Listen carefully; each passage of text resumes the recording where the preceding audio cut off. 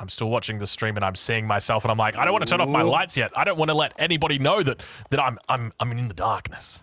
Lidakor, take it away.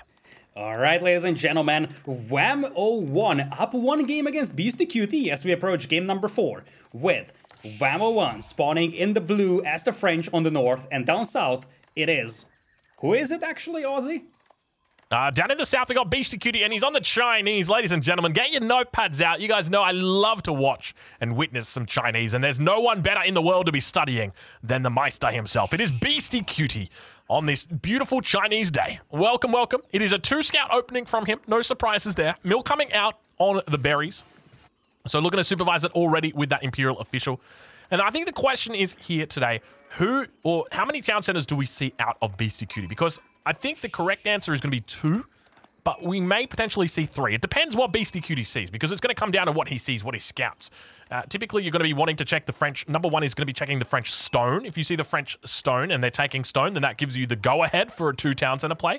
But the other option is that the French player might look to go 3 town centers himself. But we'll have to see how he looks to play it, because this is Hill and Dale, and you'd be pretty crazy going up against a late-game China on this map.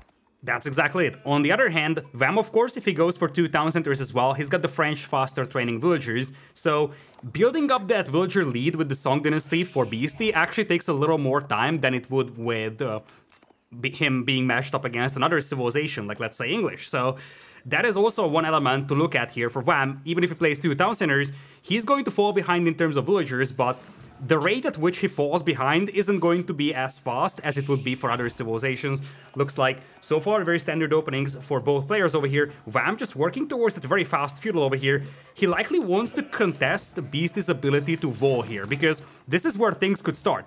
Obviously, Beasty, he's probably going to play a defensive game here with the Song Dynasty, potentially 2 town centers. Whereas for the French, they want to be the tempo setters, they want to be the aggressors, they want to be the ones harassing the opponent with knights. And that could probably be one of the ways that Wham could build up an advantage for himself, push the enemy with knights, and slow down his expansion in terms of economy. We already begin to see Beasty out on the map doing some damage. You can see that one villager. He's hitting the villager, and the one next to it just being so annoyed by it. School of Cavalry going to be coming down, and Beasty going to have to turn away as the scout is now addressed by Wham01. And Beastyqt going with a different type of opening, something that you don't always see out of the Chinese rather. It is a bit of an aggressive opening, and we can see that there is a reason why.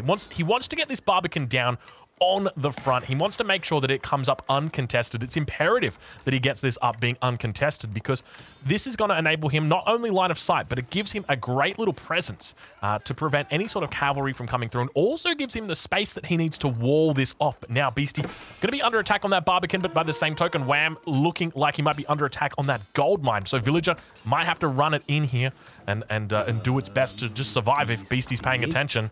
He might be doing... This is a classic Beasty bait. He forces the enemy to commit to this villager and tries to get it to dive the town center. He's not going to take the bait, though. Yeah, that's fine. The concern I have towards Beasty is he might actually get a villager kill here. That would be a big value. Looks like the villager is getting away. The concern I have for Beasty is that he's building that Barbican rather slowly, and he's still very far away from walling things off here, and that could be alarming, because when the first knight arrives, it's a complete different story. If you don't have your walls up, they will just run past the Barbican. Yeah, that's a really good point. I remember the very first game I played. It was on this map. It was against Give You Anxiety. And I said, I've got my Barbican up. I'm safe. Nope, they just run straight past it. They don't care. So you got to be careful. You got to be careful with it. But yes, it is going to buy him that space that he needs to make sure he can get up that wall. But you can see that Beasty's done a great job in preventing gold being gathered. There's just enough gold here, 100 gold in the pocket for Wham to get out that single knight. But it doesn't seem like... I think Wham's moving to the stone mine. Yeah, he's moving out to the stone mine. But look what the stone that he's taking. He's not taking the stone in the front of his base. He's actually going for the one at the back of his base. A little bit weird. Clever. I guess he's anticipating Beasty to check that stone, and Beasty is not seeing the other stone mine. The question is Beasty going to check the other stone? Beasty should do that.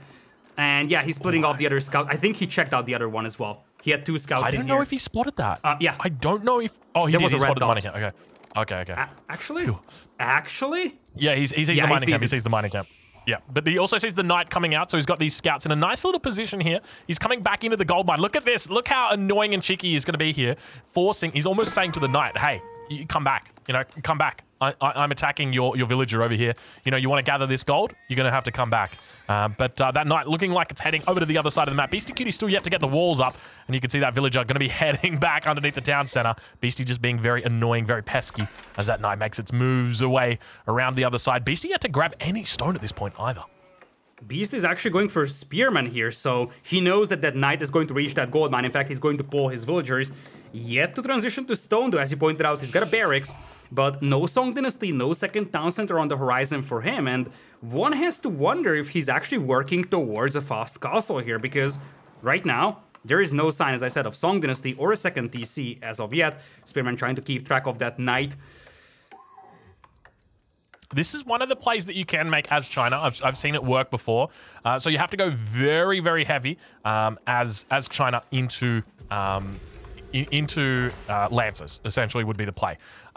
Would I advise it on this map? Probably not. I feel like 2 town center Song Dynasty is so damn strong, you'd be crazy not to do it, but we do see that second town center coming down for Wham01. He is looking to expand that economy out, and the village is going to be moving forward, looking to repair up that mining camp on the front side. With that town center coming out, it's going to mean that Beastyqt is going to have to head back to the pavilion with his scouts. Unlikely that he does any more damage here.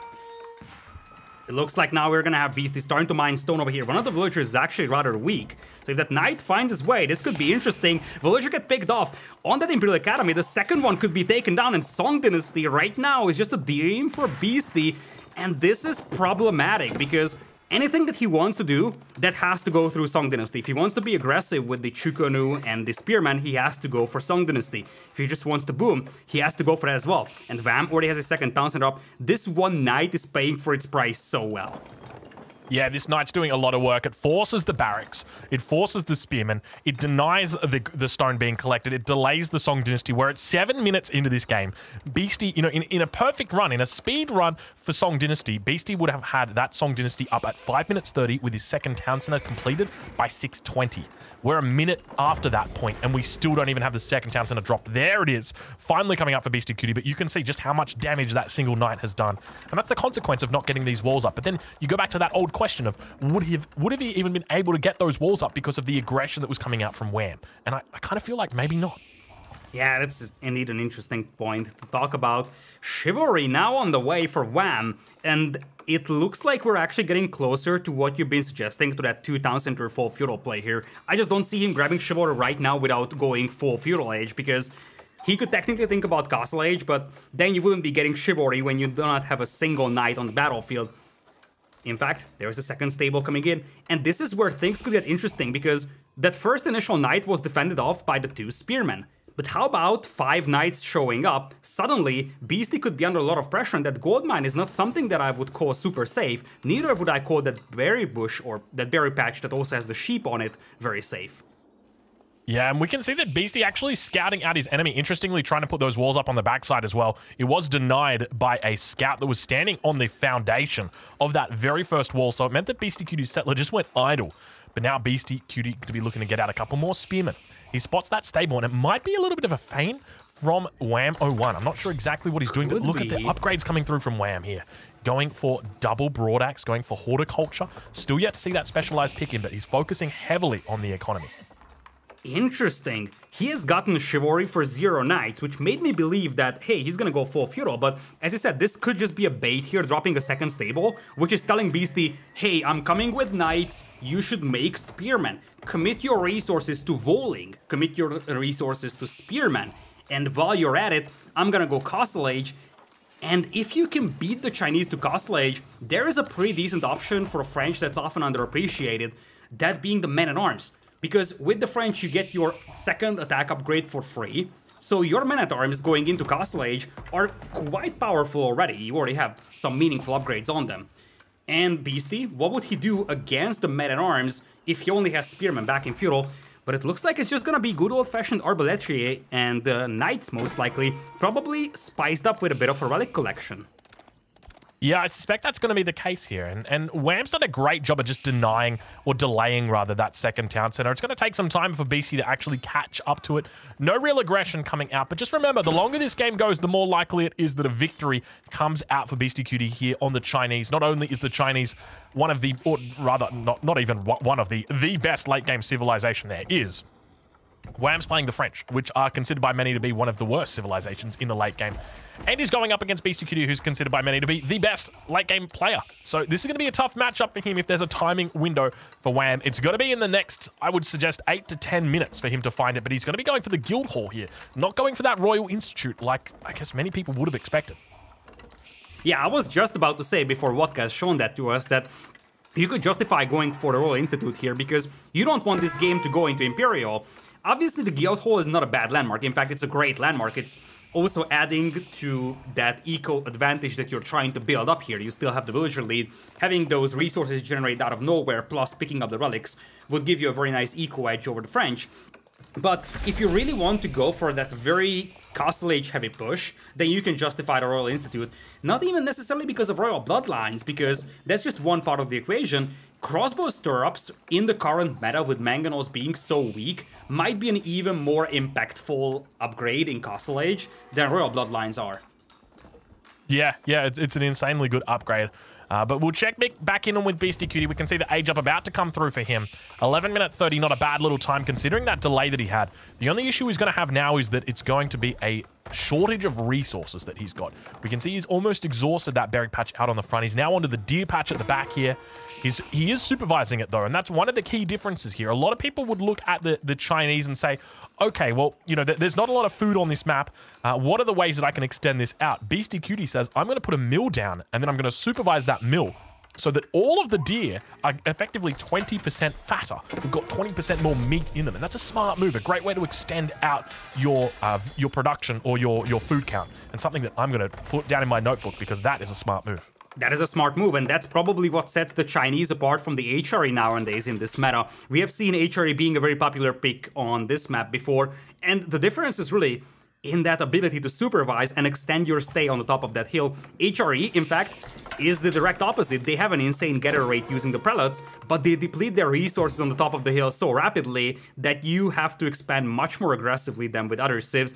And guess what? That's gonna be a boar build here for Wham. I'm loving it. If you're a tempo setter, go for that boar. It's gonna be a ton of extra food, and it's all about delaying that farm transition. And Beasty, he's gonna have to consider farm transition at some point because he's running out of hunt at the back of his base. I love how Wham is using the map control he has right now. The risk is, of course, if he loses this, he's going to be in trouble. So he can't afford to lose map control right now. Just to clarify something that I said earlier, a lot of people might have picked up on it. Using the Imperial Official on the deer is actually what I'm finding a little bit strange, because normally you would see the second town center put down on the deer. That way you've got a more efficient gathering of that deer because your town center goes in the middle of the pack and your villagers just sort of move easily towards the edge of the town center and drop off that deer or that food. But the consequence of that is you can't supervise the town center, but you can supervise a mill. And that's exactly what we saw him doing and utilizing that extra bonus that he gets from supervising the deer. Did you see that? Stone walls. I saw it. Stone walls coming in against Beasty. I love it. I feel like this is exactly how you want to play this one. You don't want to leave Beasty options. He's one of the best players to identify the various options that are available. And you don't want to leave him options. Just stonewall him in from the right side and say, okay, we're not fighting there. We're fighting in the middle. But soon you're going to have to start fighting in the middle, though, because those spearmen are heading out. Yeah, Spearman now moving out, looking to try and pick up those relics and trying to deny them as best as he can. But those stone walls on the north side are definitely going to be a little bit difficult for Beastyqt to deal with. Keep in mind, he's got plenty of gold inside the base on top of that platform. So that's not going to be a main concern. The main concern is going to be that wood. That is really what he's denying him of over on that right-hand side. And that's going to hurt him a lot. But now the Arbaletier coming out, looking to dish out a bit of damage on these hardened spearmen. Beastyqt going to be trying to hold on as he's actually getting through fertilization as well as horticulture. So might be a bit of a farm switch coming in right now for him. We'll take a look over at his base. It definitely looks like he's got something going down at the back of the base, and indeed it is a big swing of farms. Yeah, he's dropping a granary and the mill as well, so we'll never know if he's a believer in the granary or not. Looks like he's believing in this. Bit of a long-distance gold mining over here for Wham. Couple of optimizations should be done on his eco. But he's got 500 food over here in the bank. And if he's heavy on the gold, I can see him pulling off the food and trying to go for a fast Imperial here. Imagine a Red Palace this early. That would be devastating potentially against Beasty here. Yeah, that could be very difficult to deal with, especially because with the Red Palace, the only real counter to it is going to be those trebuchets, or it is going to be those bombards with the pyrotechnics. The bombards, if I remember correctly, the Red Palace has got a range of 10, which means that any bombards that do attack it will be taken out by that Red Palace very effectively, because it is able to counter them with the same range that the bombards have got. The only difference is that the Chinese bombards a little bit more range than your standard bombard. Yeah, given that the Chinese are up to Imperial, and this is what could be appealing over here. Because Beasty right now, if he faced the Red Palace in the middle of the map, which, as we discussed, could be a definite possibility for Wham, if he stops making army and starts to focus on just pulling off the resources from the guild hall, Vam would also unlock Imperial Age for himself. So he would have springboards with roller shutters, and probably even more importantly, he would have access to the cannon. So he would have a good response to everything that Beasty has in Castle Age. Now Wham looks like he's gonna go for a little bit more aggression over here, dropping a keep, something that Beasty is unaware of, and he could run into a trap over here. This is not good for Beasty. He's moving out with villagers. He wants to get a keep down himself, and all of a sudden going to be running up and... Surprise! Oh my lord! Oh no, not like this! And he falls back, running away. He's almost taken a bit by surprise. The consequence of a lack of line of sight leaves him absolutely delirious. This is terrible, and one of the Nesta Bees also goes down. He's going to be able to hold on this position, but the keep is going to help him work towards this front. But remember, Beastyqt has got him right where he wants him, because now the trebuchets will begin to come out from this forward siege workshop that he's got. Yeah, speaking of trebuchets, you also have the clock tower and the siege workshop of Beasty popping some of those out there. Looks like on the right side we have some walls for Beasty. One has to wonder if those stone walls ever finished for Wham, and the answer is yes and no. The stone walls are gonna get finished for both players potentially, so no one is really gonna have that window on the right side unless Beasty's a little slow with these, and there's a chance. If Beasty's not watching this, the Knights will get in. He's watching this. Keep in mind though, Knights can now break through the stone wall foundations that are still under construction. So there is still an option over here for Wham, but he's gonna be a little slow to the party.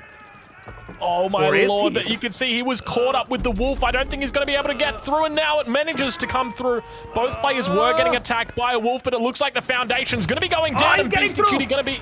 Oh, this is terrible. This is absolutely terrible. This wood source is going to be what he was relying on in the late game. He's almost up to the Imperial Age, but he's going to have a distinct lack of wood in this late game. So what he needs to do is focus on getting a market up and then supervising his large gold mine and then buying that wood that he needs, because otherwise he's just going to have a huge shortage of it.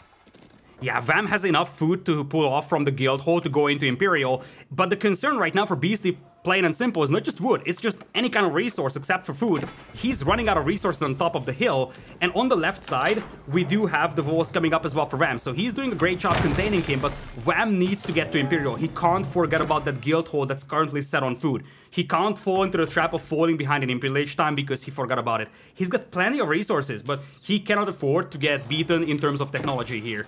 I feel like if Wham doesn't mess this up here, he's gonna have a great shot at winning this game, because Beast is slowly getting starved out of resources, and replenishing those traps without wood or gold is gonna be a pain.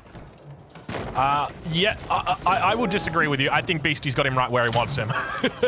I feel like this is great for China. Everything that you've got going on is perfect. There's 8 minutes left on the Sacred Site timer. Sure, you've only got one relic, but you're not fussed about that. There is more than enough resources up on that plateau that he can be very happy, he can be very healthy, and the bombards are going to be making their way out onto the field. We see a clock tower bombard in queue. We see 2 normal bombards in queue as well. He's also getting through greased axles, but slowly and steadily he'll be sieging down this keep in the center. But just remember, he's only using that to just drain the resources of Wham. That ain't going to kill the keep. What's going to kill the keep is those bombards. Those bombards coming out, and slowly but steadily we see the keep creep from Beastyqt. This is the first keep that he puts down. The second one probably going to be up now below that Sacred Site once he makes his way through the center. But he's got him right where he wants him. Do not fear. Yeah, I get the feel that we're entering that stage, just like in the previous game, where Vam is doing a good job. He's really doing a good job in everything in this game. It's just the fact that we're getting to that domain where the Chinese late game will dominate. We're getting to the stage where Beasty's late game is going to dominate.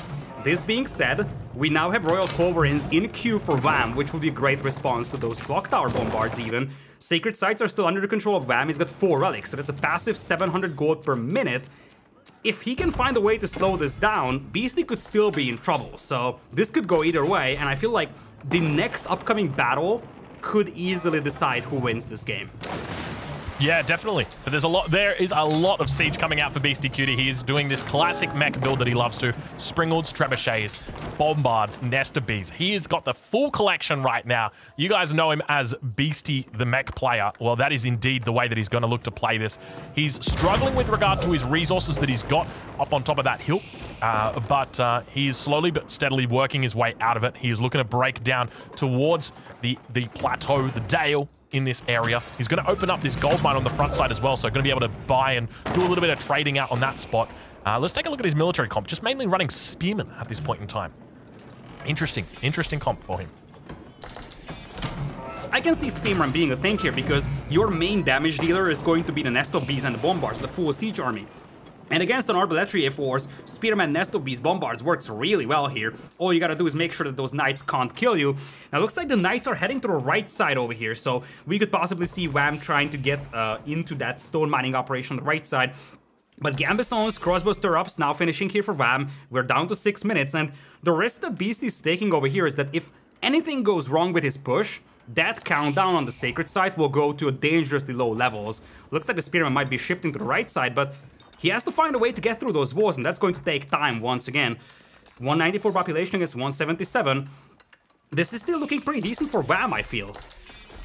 Yeah, it might feel decent for Wham, but you got to remember it is Chinese late game, and people often you look at the Culverin as like this counter to siege, but in my opinion, against Chinese siege, it's not a counter. It's an equalizer, and that's what feels bad. And I look at the Culverin because it's got that 12 range. Remember, the range on the Clock Tower Bombard is also 12 range, and that's what it's going to come down to. And when you got 6 Clock Tower Bombards sitting out there like that, that's when it gets really difficult to deal with them. And you've got 2 Culverin out, 3 Culverin, whatever it is you want, sure. But then you've got Clock Tower Bombards, which have got the extra 50% health, the extra 2 range, the extra 33% attack speed. They've got so many different buffs that affect them up, and it just makes them so strong. And now able to hold on. We see that second keep coming down. He's going to secure more resources, continues to push out towards this front side and take control of this map. This wood source is going to help him out a huge amount. And now we see him almost hitting 200 pop. This is looking good for Beasty. The question is going to be whether Wham's going to be able to take it. Lidakor, take us away. Knights now coming in here. Spearman also joined the fight over here. You gotta make sure that you don't lose your Bombards to the Knights over there. And Wham, he has to play a defensive game over here. He needs to make sure that he's not overcommitting his Knights against those Bombards. Countdown down to 430. Beasty definitely securing some extra wood for himself. Much needed wood, to be precise.